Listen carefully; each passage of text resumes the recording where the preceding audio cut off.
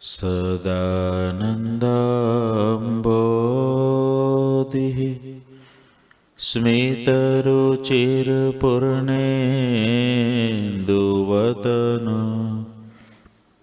પ્રફુલ્લંબોજન્મચ્છદસદૃશ શોભાક્ષિયુગલ કૃપાપારાવાર શ્રિતસકલજીવાતિસુખદો મહાશ્રેયો મૂર્તિ જયતિ સહિ નારાયણ મુનિ વર્ણિવેશરમણીય દર્શનમ મંદહાસરુચિરાનનાંબુજમ પૂજિતમ સુરનરોત્તમેરમુદા ધર્મનંદનમહં વિચિંતયે. ઓમ અવતારિણી શ્રી સ્વામિનારાયણાય નમો નમઃ. ઓમ શ્રી હરિકૃષ્ણાય નમો નમઃ. ઓમ શ્રી પૂર્ણ પુરુષોત્તમાય નમો નમઃ. ઓમ શ્રી સદ્ગુરુ ચરણ કમલેભ્યો નમો નમઃ. બોલો શ્રી સ્વામિનારાયણ ભગવાનની જય. શ્રી ઠાકોરજી મહારાજની જય. શ્રી હરિકૃષ્ણ મહારાજની જય. શ્રી ઘનશ્યામ મહારાજની જય. શ્રી સદ્ગુરુદેવની જય. શ્રી 500 પરમહંસની જય. બધાય ભક્તોને ખૂબ ભાવથી જય સ્વામિનારાયણ. સદગુરુ આધારાનંદ સ્વામી પૂર 13મો ને તરંગ 68 એમાં છેલ્લે કથા લખે છે કે ભગવાન શ્રી હરિએ કાઠિયાવાડના જે ભક્તો છે એમને જ્યારે યજ્ઞ કરવાની વાત કરી કે આ પ્રદેશમાં તમે યજ્ઞ કરો, ડભાન ને જેતલપુરનો યજ્ઞ બહુ પ્રસિદ્ધ થયો, અમે એની વાતો સાંભળી છે પણ અમારે દર્શન રહી ગયા છે. ત્યારે ભગવાન શ્રી હરિ સંતોને પૂછે છે ને સંતો ભગવાનને કહે છે, પ્રભુ આપ સમર્થ છો, તમે જે વિચારો, તમે જે કરો એ બરાબર હોય. ત્યારે ભગવાને જે ભક્તોએ પ્રાર્થના કરી છે એના મનને જાળવવા માટે, એક વ્યવહારની રીતને શીખવવા માટે કાઠિયાવાડના ગામડાઓના નામ લેવાનું શરૂ કર્યું. ત્યાર પછી સોરઠના, ઝાલાવાડના, દંડાવ્ય પ્રદેશના અલગ અલગ ગામોના નામ મહારાજે ગણાવ્યા. અને પછી મહારાજ એમ બોલ્યા કે જેતલપુર જેવું એક પણ સ્થાન અમને સાનુકૂળ લાગતું નથી. ચરોતર પ્રદેશને ગણાવીને પણ જેતલપુરને મહારાજે પસંદ કર્યું. ત્યાં આગળ ઉતારાથી માંડીને બધી જ વ્યવસ્થાઓ સારી રીતે થઈ શકે, ત્યાં આગળ પણ બધા યજ્ઞાદિ થયેલું છે. સંતો સહિત મહારાજ ઘણી વખત ઉતરેલા છે. હરિભક્તો પણ ઝાઝા આવે તો એના ઉતારાની, નાવા ધોવાની બધી વ્યવસ્થા સારી રીતે થઈ શકે એવું જેતલપુર સ્થાન છે. આવું શ્રીજી મહારાજે સ્વયં નક્કી કર્યું. ત્યારે બધાય ભક્તોએ રાજીપાથી મહારાજની ઈચ્છાને સ્વીકારી. સૌરાષ્ટ્રના ભક્તોએ એમ ના કીધું, પ્રભુ પ્રાર્થના અમે કરી હતી અને તમે જેતલપુર યજ્ઞ લઈ ગયા. જેતલપુરના ભક્તોને પણ મહારાજે કહ્યું કે જો તમારે ભાવ હોય ને ઉત્સાહ હોય તો અમારે ત્યાં યજ્ઞ કરવો છે. આવી વાત પૂર 13ના તરંગ 68 એની અંદર મહારાજે કરી. સંવત 1998 અને માગસર માસના શનિવારના દિવસે વદ ચોથને દિવસ વરતાલ મધ્યે આ પૂર પૂરું થાય છે. આગળ 14મા પૂરની સ્વામી શરૂઆત કરે છે. સદગુરુ આધારાનંદ સ્વામી 14મા પૂરની અંદર સૌ પ્રથમ મંગલાચરણ કરે છે. તરંગ 1ની અંદર એને આપણે શ્રવણ કરીએ. 14 પૂર તરંગ 1 કડી 1. श्री हरि कृष्ण स्वामी के चरण कमल सुख रूप। श्री हरि कृष्ण स्वामी के चरण कमल सुख रूप। निस दिन धरत ही अंतरे तेजोमय अनूप। निस दिन धरत ही अंतरे तेजोमय अनूप। केसर चंदन अत्तर को अंग की न अनुराग। केसर चंदन अत्तर को अंग की न अनुराग। फूल के पैरे हार बहु लटकत तोरे पाग। फूल के पैरे हार बहु लटकत तोरे पाग। फूल के गुछ दो करण में धर लीने घनश्याम। फूल के बाजू बंद भूज गजरे धरे सुख धाम। સદગુરુ આધાનંદ સ્વામી 14મા પૂરની શરૂઆતમાં મંગલાચરણ કરે છે. શ્રી હરિકૃષ્ણ સહજાનંદ સ્વામીના તેજસ્વી અનુપમ અને સુખરૂપ ચરણ કમળને હું રાત દિવસ મારા હૃદયમાં ધારું છું, તેનું ધ્યાન કરું છું. કેસરયુક્ત ચંદન અને અત્તર અંગો ઉપર ચર્ચ્યું છે. ફૂલના હાર બહુ પહેર્યા છે અને પાગમાં તોરા લટકી રહ્યા છે. સુખધામ ઘનશ્યામ શ્રીહરિએ કાનોમાં ફૂલના 2 ગુચ્છ ધાર્યા છે. ફૂલના બાજુબંધ ભુજા ઉપર છે તથા ગજરા પણ ધાર્યા છે. ધર્મકુમારે હાથમાં ફૂલની છડી લીધી છે અને ફૂલના ફૂદડાવાળા ફૂલના છોગા પાગમાં ધારણ કર્યા છે. શ્રીહરિની મૂર્તિ કેસર ચંદન અને ફૂલોની શોભામાં ગરકાવ થઈ છે. જે ભક્તજનો દર્શન કરે છે તેના હૃદયમાં ખૂબ જ પ્રેમભાવ વધી જાય છે. સમગ્ર બ્રહ્માંડની શોભા મૂર્તિમાં દેખાઈ રહી છે. તેમનું સામર્થ્ય મુખથી કહી શકાતું નથી. તેને કહેતા તો શારદા પણ લજ્જાઈ જાય છે. ગ્રંથની શરૂઆતમાં મંગલાચરણ હોય એમ આ પૂરની શરૂઆતમાં પણ સ્વામી શ્રી મંગલાચરણ કરે છે. સદગુરુ આધાનંદ સ્વામી ગુરુદેવ મંગલાચરણ કરતા ભગવાનના સ્વરૂપને યાદ કરે છે. ફૂલોના વાગા મહારાજે ધારણ કરેલા હોય અને બધા જ અંગ આભૂષણ બધું જ ફૂલોનું હોય.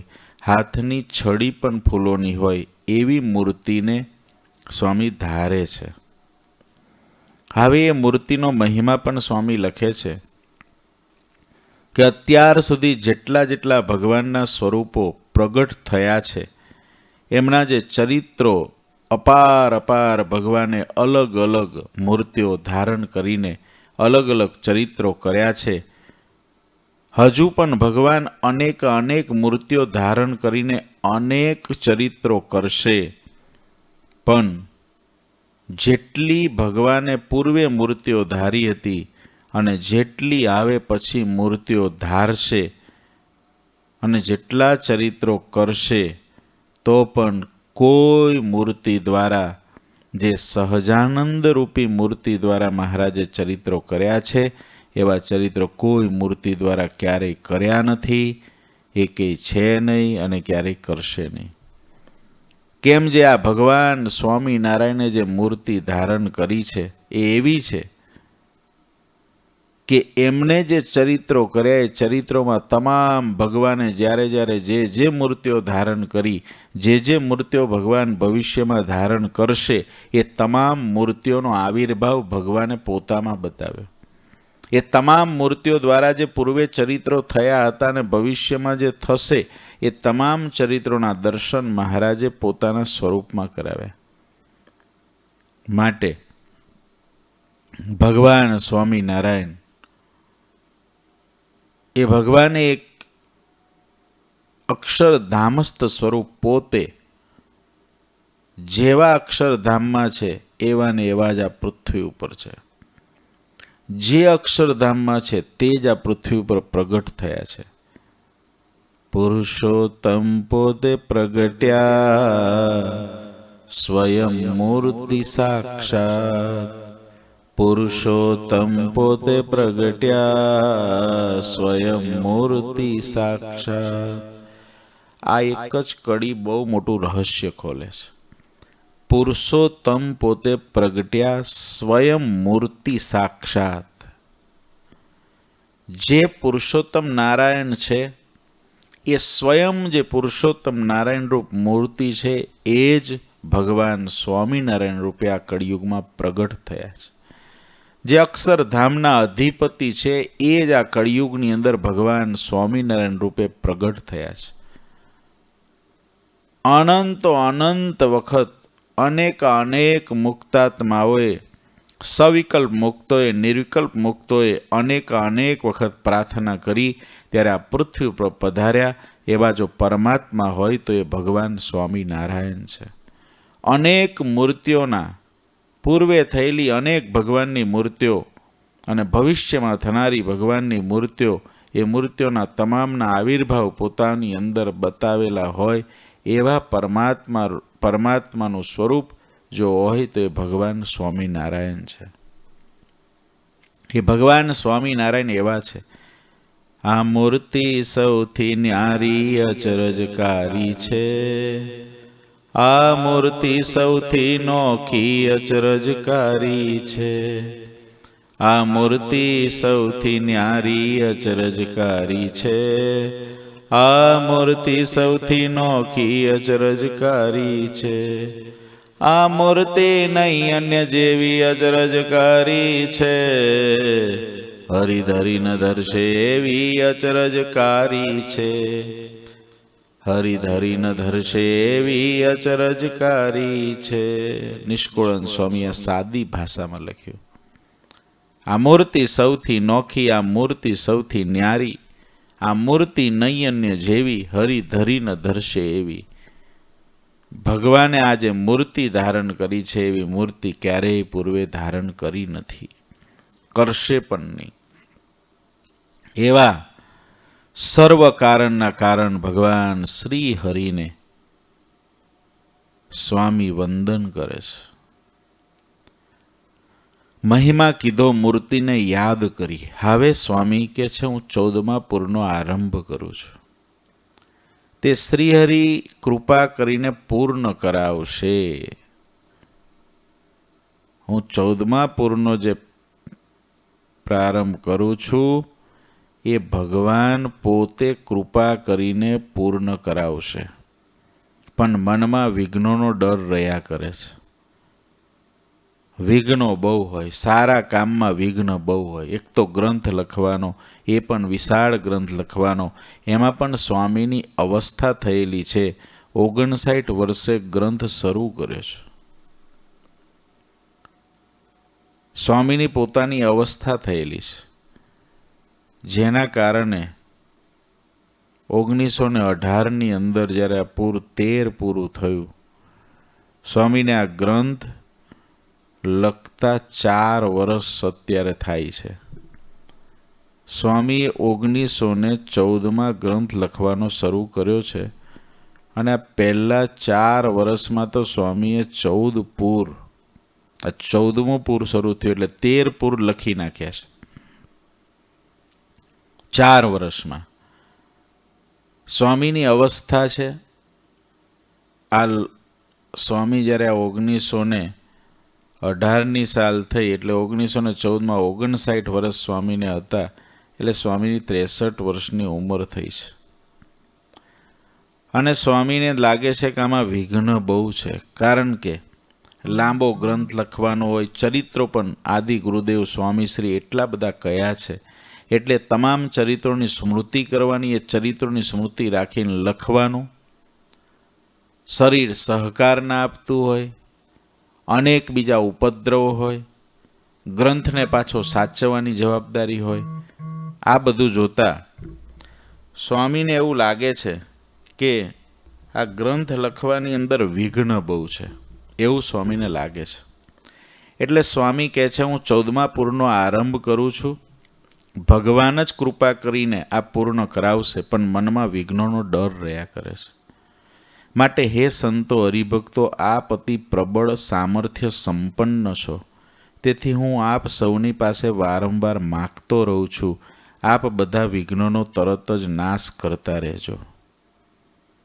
આટલા મોટા સંત છે, આદિ ગુરુદેવ સ્વામી શ્રીના પરમ કૃપાપાત્ર છે.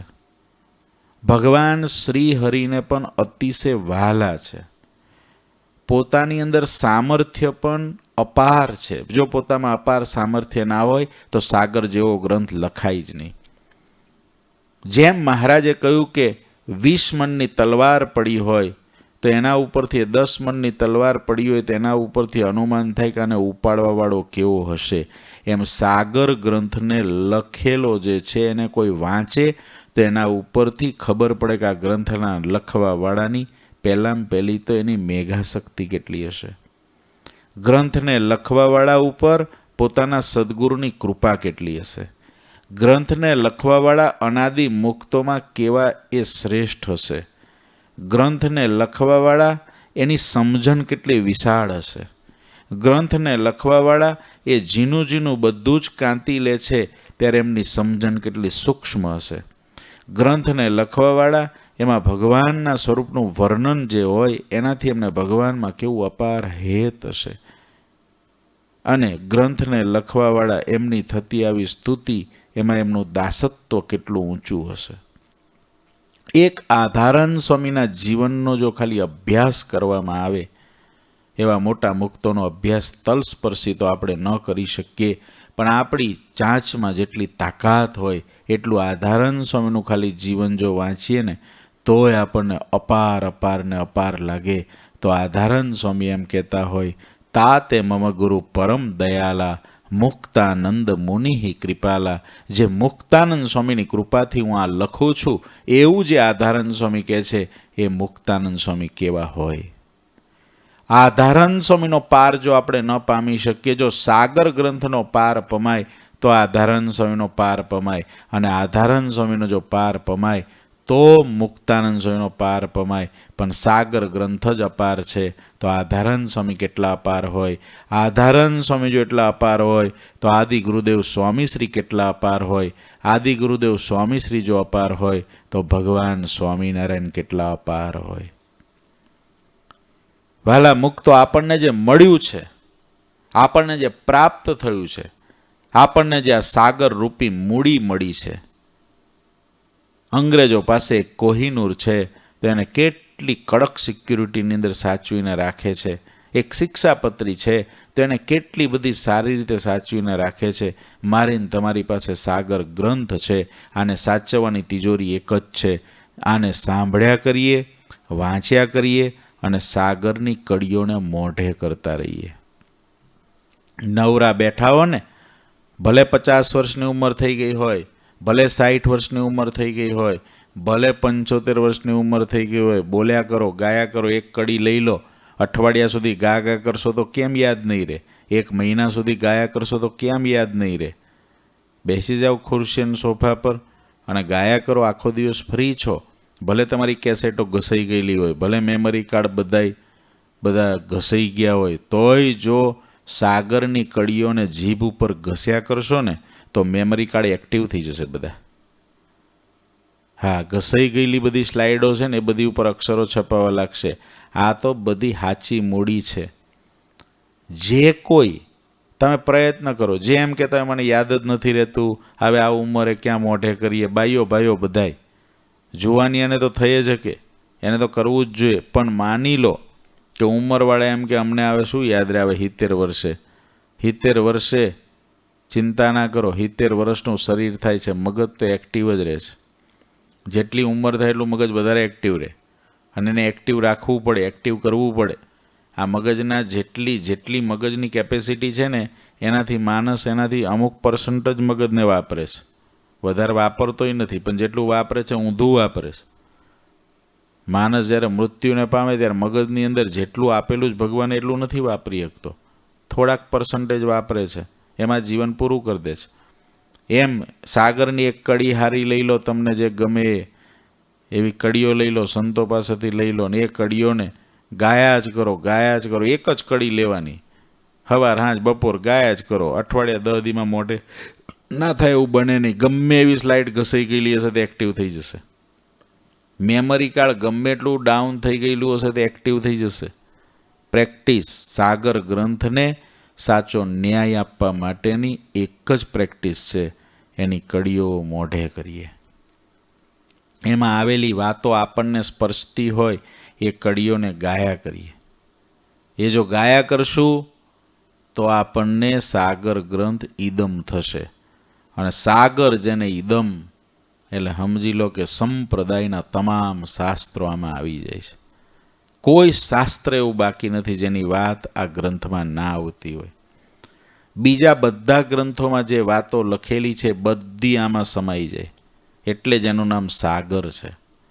ચરિત્રનો પણ સાગર છે, સમજણનો પણ સાગર છે, ધર્મ સંબંધી વાતોનો પણ સાગર છે, સંતોના ધર્મ નિયમ બાબતનો પણ સાગર છે, ભક્તોના પંચ વર્તમાન માટેનો પણ સાગર છે. આમાં કઈ વાત નથી. સ્નેહ ગીતા નિષ્કુળાનંદ સ્વામી લખી હોય તો હેતની વાતોનો પણ આ સાગર છે. વચન વિધિ લખી હોય તો એનો પણ આ સાગર છે. આત્મનિષ્ઠા લખાઈ હોય તો એનો પણ આ સાગર છે. બૃહદ વૈરાગ્ય સ્વામીએ લખ્યો હોય તો એનો પણ આ સાગર છે.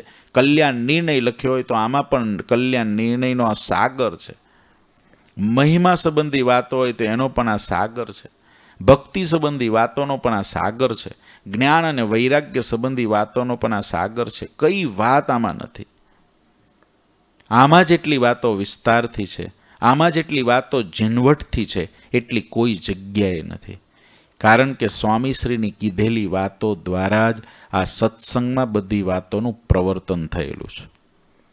સદગુરુ રામાનંદ સ્વામીના આદર્શમાં આદર્શ શિષ્ય, સદગુરુ રામાનંદ સ્વામીનું સચોટ જ્ઞાન કોઈએ મેળવેલું હોય, સદગુરુ રામાનંદ સ્વામીનો વારસો કોઈ હૃદયમાં મેળવેલો હોય તો એ આદિ ગુરુદેવ સ્વામીશ્રી છે. આદિ ગુરુદેવ સ્વામીશ્રીથી ઉંમરમાં, દીક્ષામાં મોટા સંતો પણ ઉદ્ધવીય સંપ્રદાયમાં હતા. એવું નહોતું કે મુક્તાનંદ સ્વામી સૌથી પહેલા રામાનંદ સ્વામીના શિષ્ય હતા. એવું નહોતું. રામાનંદ સ્વામીના જેટલા શિષ્યો હતા એમાં આદિ ગુરુદેવ સ્વામીશ્રી કરતા દીક્ષામાં અને ઉંમરમાં મોટા ઘણા સંતો હતા. એટલે કે સ્વામીશ્રી પહેલાં ઘણા વર્ષોથી સાધુ થયા હોય અને સ્વામીશ્રીથી પણ ઉંમરમાં મોટા હોય, અનુભવી પણ હોય એવા ઘણા સંતો હતા. પણ સ્વામીશ્રી હતા. એટલે જે સત્સંગની માં થયા. ભાઈ રામદાસજી સ્વામી સમર્થ હતા, પરમ ચૈતન્યાનંદ સ્વામી સમર્થ હતા, સ્વરૂપાનંદ સ્વામી સમર્થ હતા, દેવાનંદ દંડી સમર્થ હતા. બધા રામાનંદ સ્વામીના શિષ્યો, બધા સમર્થ, શક્તિશાળી, સાધુતા સંપન્ન સંતો, અનાદિ મુક્તો. પણ સ્વામીશ્રી હતા. એ કંઈક જુદું જ પાત્ર હતું. એ કોઈક અલૌકિકની અંદર પણ અલૌકિક હતું. બધા જ મહારાજના મુક્તો અલૌકિક છે, પણ એ અલૌકિકમાં પણ અલૌકિક હતા. કંઈક જુદા હતા. શું જુદા હતા એ તો જેને અનુભવ્યા હોય એને જ એ ખબર હોય. પણ વાતો બધી જ આ કરેલી આદિ ગુરુદેવ સ્વામીશ્રીની છે. આધારાનંદ સ્વામી પાસે જે કંઈ સમજણ છે આદિ ગુરુદેવ સ્વામીશ્રીની આપેલી છે, એમની કૃપાની છે. એવા આધારાનંદ સ્વામી જે કાંઈ લખે છે એ સ્વામીશ્રીના હૃદયના અભિપ્રાયો લખે છે. સંપ્રદાયની કોઈ પણ વાત ઉપાડો, ચાહે સદગુરુઓની વાતો હોય અથવા તો કોઈ પણ વાતો હોય, વચનામૃતની વાત ઉપાડો તો વચનામૃતની વાતો પણ સાગર ગ્રંથની અંદર આવે છે. કારણ વચનામૃતની ઉત્પત્તિ જ સાગર ગ્રંથની અંદર એનું રહસ્ય છે. આદિ ગુરુદેવ સ્વામીશ્રી સરોદ લઈને ગાતા હતા, આધારાનંદ સ્વામી કીર્તન ઝીલતા હતા. અને એ જ માગસર સુધી ચોથને 1876ની સાલમાં એ બિહાગ રાગના જે સ્વામીશ્રી કીર્તન ગાતા હતા એમાંથી જ અખંડ વૃત્તિની વાતો શરૂ થઈ અને સ્વામીશ્રીએ સંપાદન કરવાનું ચાલુ કર્યું અને નાના સંતો જોડે કરાવ્યું. અને સંપાદનના ફળ સ્વરૂપે જ આપણી પાસે આવ્યું વચનામૃત. કેવું યોગદાન આપણને મળેલા સદગુરુઓનું, કેવું યોગદાન છે!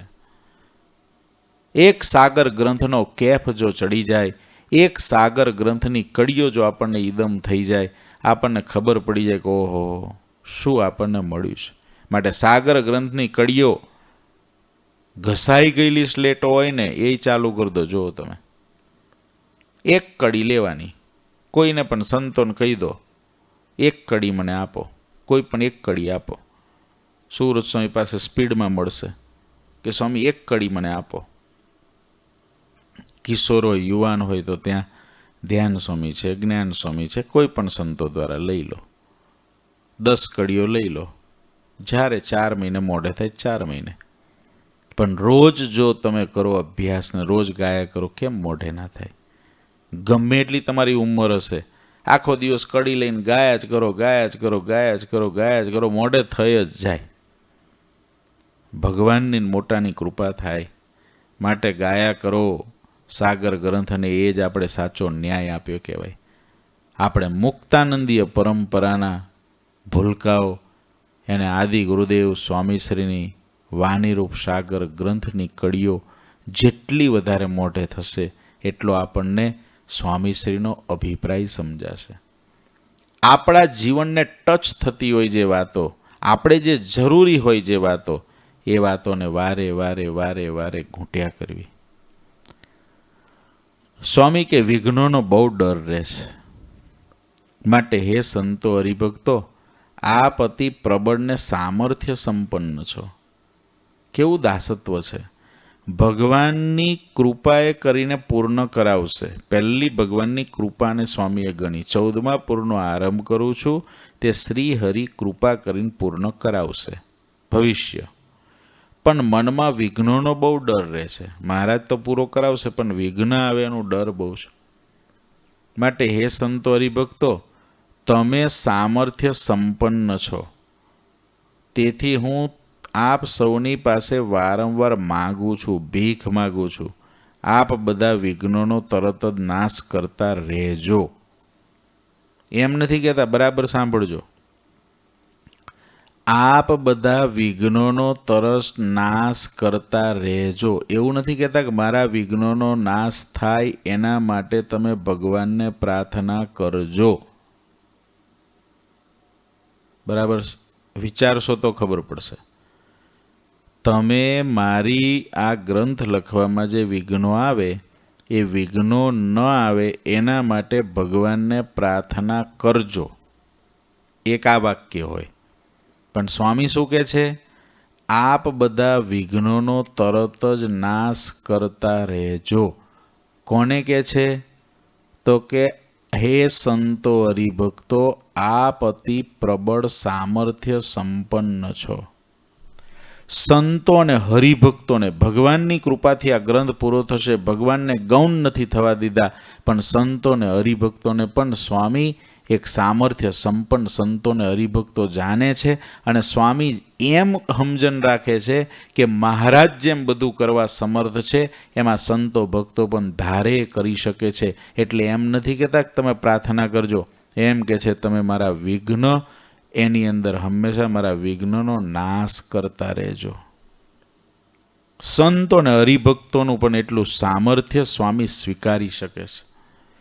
પોતે સમર્થ છે, પોતે મોટાના કૃપાપાત્ર છે, પોતે પરમાત્માના કૃપાપાત્ર છે, પોતે શક્તિશાળી છે, પોતે મેઘાવી છે, છતાં પણ આટલો દાસત્વ ભાવ, આટલો દાસત્વ ભાવ. ભગવાનની કૃપાને સ્વીકારે છે, પણ એમ કે છે સંતો ભક્તો તમે મારા વિઘ્નોથી રક્ષા કરતા રહેજો. એમ નથી કહેતા કે રક્ષા માટે ભગવાનને પ્રાર્થના કરજો. ભગવાનને તુલ્ય સંતોને હરિભક્તોને ગણ્યા છે સ્વામીએ. આ મુક્તાનંદીય પરંપરાના સદગુરુની સમજણ છે. સ્તુતિ વિભાગ છે ને, કોઈ પણ સ્તુતિ કોઈની પણ કરેલી હોય, કોઈ પણ સંત કે ભક્તની કરેલી જે સ્તુતિ છે, એ સ્તુતિ એમની ઊંડાણવાળી સમજણનો પરિચય છે.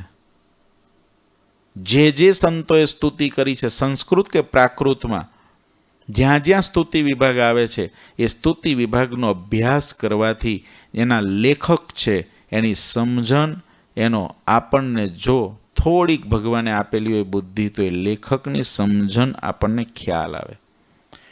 નિષ્કુળાનંદ સ્વામીએ લખી ભક્ત ચિંતામણી, તોય બીજા પ્રકરણમાં લખ્યું બધા સંતો ભક્તો મારી પર કૃપા કરજો. સ્વામી તમે જુઓ, જે પૂરની શરૂઆત કરશે ભગવાનની કૃપા માગશે, તરત પોતાના ગુરુ સંતો ભક્તો એની કૃપા માનશે, માગશે જ. તમે મારી પર આટલી કૃપા કરજો, હું માગું છું. વાલા મુક્તો, ઘણીક વખત આપણે જે સંતો ભક્તોની ભેગા અખંડ રહીએ છીએ એનો મહિમા આપણને નથી રહેતો. માઇક ભાવ આવી જાય છે, માઇક દ્રષ્ટિ આવી જાય છે, માઇક આપણા વ્યવહારો થઈ જાય છે. પણ સંતો ને ભક્તો વચ્ચે દિવ્યતાથી જે જીવવું, સંતો ને ભક્તોની વચ્ચે એક આત્મીયતાના સેતુથી જીવવું, એ જ સત્સંગમાં રહ્યાનો લાભ છે. શું વહેંચી લેવાનું છે, શું લઈ લેવાનું છે, આ સત્સંગની અંદર શું આપણે લેવાનું, શું મળી જવાનું છે? કહો, અમારા જેવા ત્યાગી હોય તો 2 હાર મળ્યા કે ના મળ્યા શું ફેર પડે છે? અમારા જેવા ત્યાગી હોય એને વળી આ વ્યાસપીઠ મળી કે માઇકનું ભૂંગળું મળ્યું કે ના મળ્યું શું ફેર પડે છે? અમારા જેવા ત્યાગી હોય એને કંઈક ચાવીનો જોડો ને થોડો વહીવટ મળ્યો કે ના મળ્યો શું ફેર પડે છે? 5 દિવસની જિંદગી છે, કાલ રાખ થઈ જઈશું. આ દુનિયામાં કોઈ ઓળખવાનું નથી ને કોઈ યાદી કરવાનું નથી આપણને. તમારા જેવા હરિભક્તો હોય, સત્સંગને મધ્ય આવતા હોય, નથી તમારે મંદિરની પ્રોપર્ટી જોઈતી, નથી તમારે કોઈ સંસ્થાઓ હોય એ સંસ્થાઓની અંદર તમારી 1 ઇંચ જગ્યા રાખવાની, નથી તમારા નામે થવાની, નથી એનો દસ્તાવેજ તમારા નામે થવાનો. શું લેવાનું છે? થોડી ઘણી શુલ્લક વાતો હોય જેમાં કશું જ લેવાનું ના હોય, એમાં ક્યારેય પણ જે મોટા સંતોની દ્રષ્ટિ છે એ દ્રષ્ટિને તોડી ના નાખીએ, તોડી ના નાખીએ. કેવી આધારાનંદ સ્વામીની દ્રષ્ટિ છે, કેવી દ્રષ્ટિ છે! મહારાજને તો કૃપા માની જ, પણ સંતો હરિભક્તોને એમ કીધું તમે મારા વિઘ્નોનો નાશ કરતા રહેજો. ભગવાનને ના કીધું વિઘ્નોનો નાશ કરજો, ભગવાનને એટલું કીધું તમારી કૃપા એ કરીને પૂર્ણ કરાવશે જ, ભગવાનની કૃપાથી આ પૂર્ણ થશે જ, એટલો વિશ્વાસ છે. પણ વિઘ્નોનો ડર છે, અને વિઘ્નોના ડર માટે સ્વામીએ સૌથી પહેલા હનુમાનજી ગણપતિને યાદ ના કર્યા. વિઘ્નો માટે સૌથી પહેલા સંતોને હરિભક્તોને યાદ કર્યા. કેટલો મહિમા હશે એમને! એમને પ્રાર્થના કરે છે તમે વિઘ્નોને દૂર કરજો. એનો અર્થ એ સંતોને ભક્તોને, અહીં પાછું લખ્યું આપ અતિ પ્રબળ સામર્થ્ય સંપન્ન છો. સંતોને હરિભક્તોને સામર્થ્યવાન જે જાણવા, આ તો સમજણ આપણા માઇક ભેજામાં તો બેહે એવી નથી. આ સંતોને આ હરિભક્તો સામર્થ્યવાન છે એવું જે સમજવું, હું નહીં પણ મારા સિવાય આ જેટલા સંતો ભક્તો છે બધા સામર્થ્યવાળા છે, એ ધારશે તો મને વિઘ્ન નહીં આવવા દે. આવું જે મનાવવું, પહેલાં તો કહેવાની વાત તો પછી, મનાવવું એ જ કામ છે. કારણ કે આપણે ભેગા રહેતા હોય, કોઈને ખાતા, કોઈને પીતા, કોઈને હૂતા, કોઈને આમ તેમ જોયા હોય.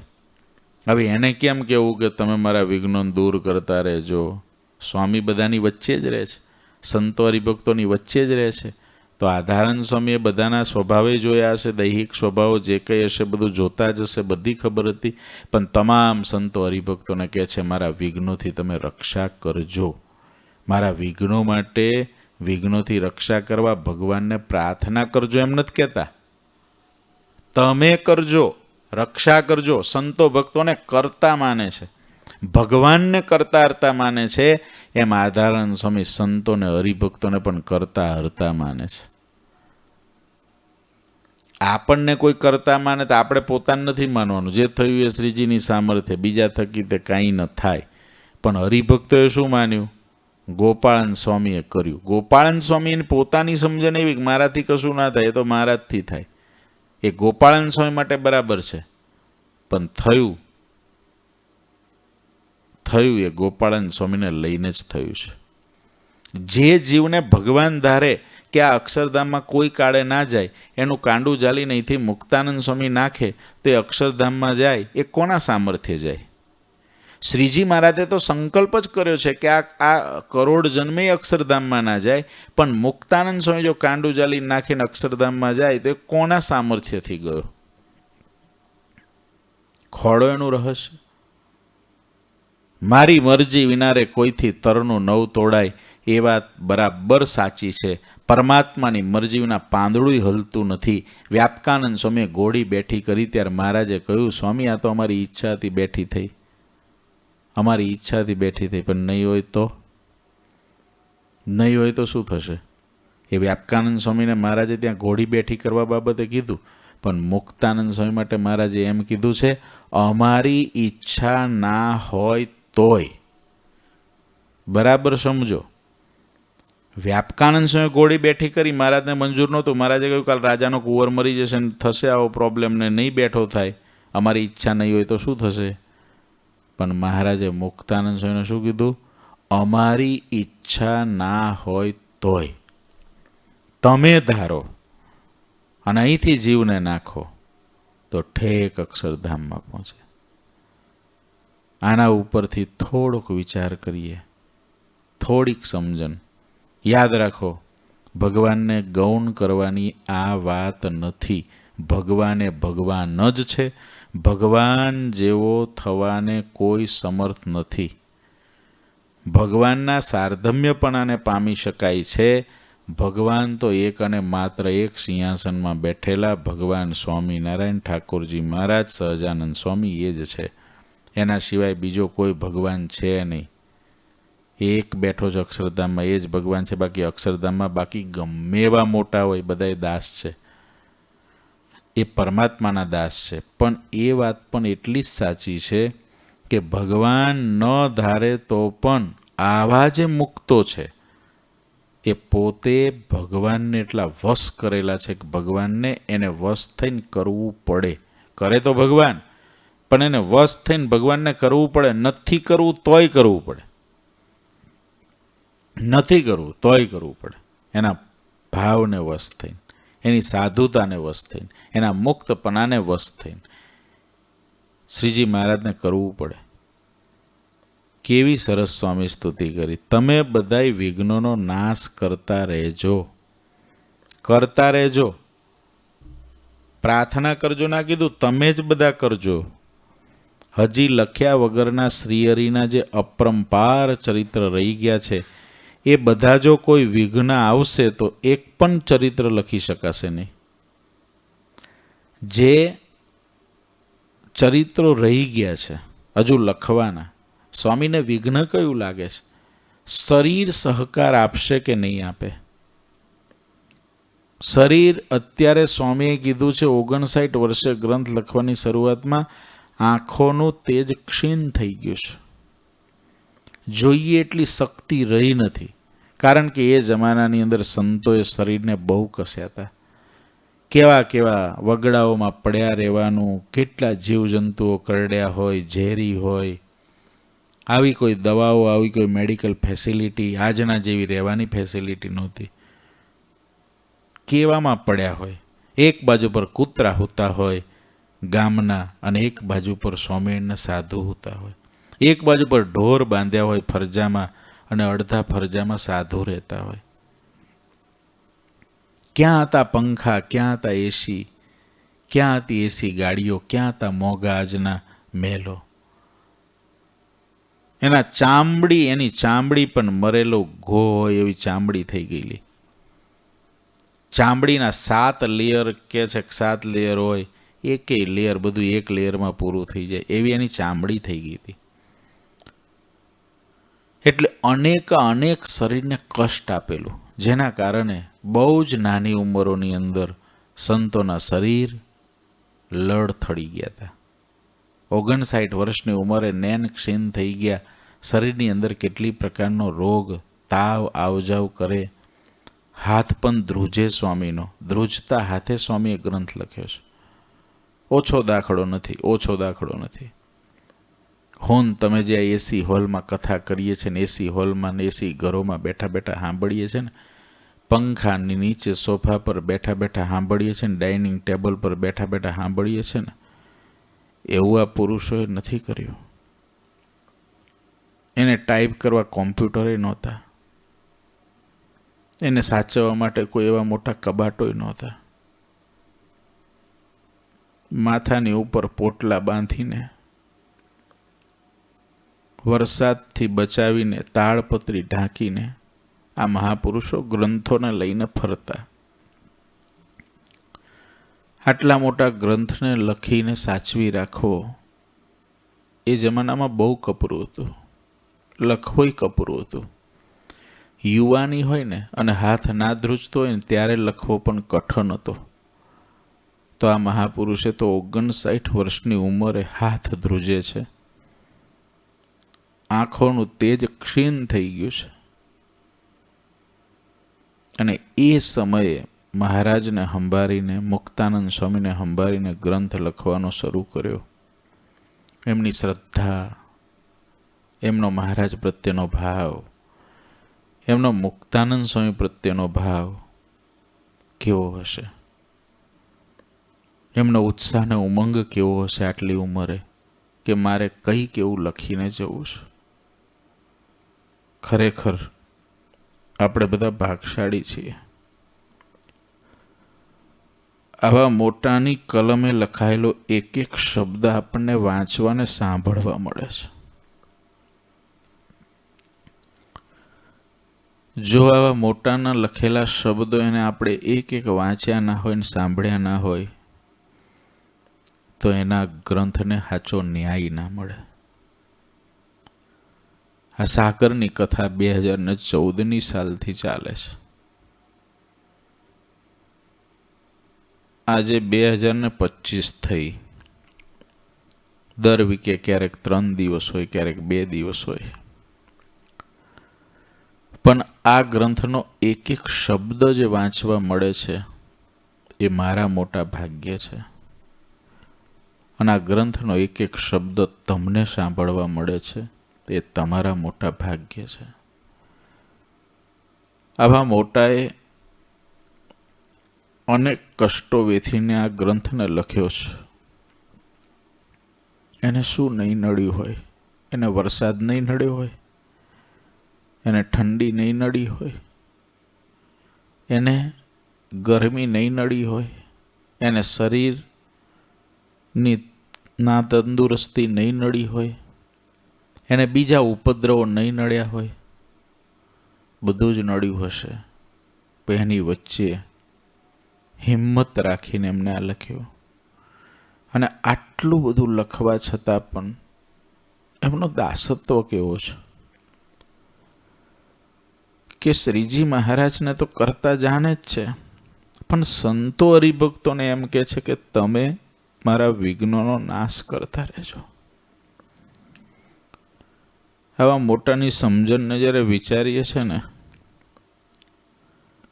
ત્યારે લાગે છે આપણે તો બાળક પણ નથી. સમજણના રસ્તે આપણે બાળક પણ નથી. 0 નહીં, માઇનસમાં છીએ. માઇનસમાં. કેવી સમજણ આ મોટાની, અને આપણા જેવા મચ્છરિયાની સમજણ ક્યાં?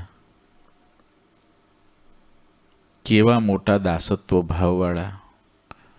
અને આપણે મચ્છરિયા જેવા જીવ કેટલા અહંકારી હોઈએ. વાલા મુક્તો,